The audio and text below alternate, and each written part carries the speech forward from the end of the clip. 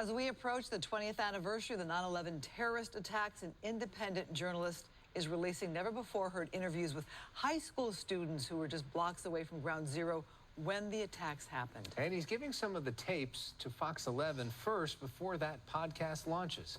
Here's Coco McAvoy. That was the day that the world stopped. On September 11th of 2001, thousands of lives were lost in a series of terrorist attacks at the World Trade Center in New York City. A day forever etched into the memories of Americans, and a moment that permanently changed New York's landscape. Everything's still very much on edge. Anywhere you could see an American flag was draped, anywhere it could be. Joseph Fenity traveled to New York 6 months after the attacks for an independent documentary, interviewing students at a high school located just 3 blocks from the World Trade Center.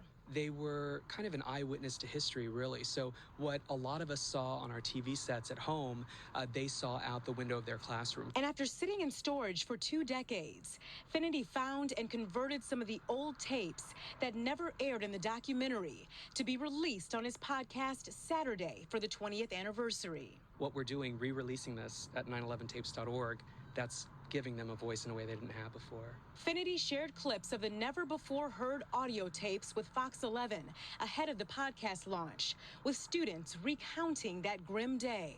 At first we were like, oh God, a bomb went off, and then it just looked so big, and someone said that they heard a plane, and the first thing that went through my mind was not, oops, this is an accident, because it looked like a direct hit. Another student talks about having to evacuate the high school. First they locked us down the school, then they organized us to be evacuated out the north side. They just told us to walk north. The students feared their school might collapse at the time from the strong impact, too.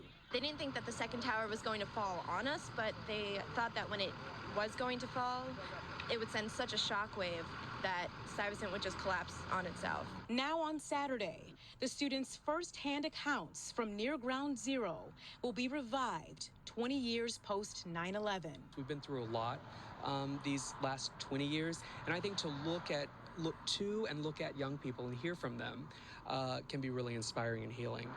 Fenity says he wants the next generation of kids to be able to hear from people who were their age at the time of the attacks. We'll put more information about the podcast on our website. I'm Coco McAvoy, Fox 11 News.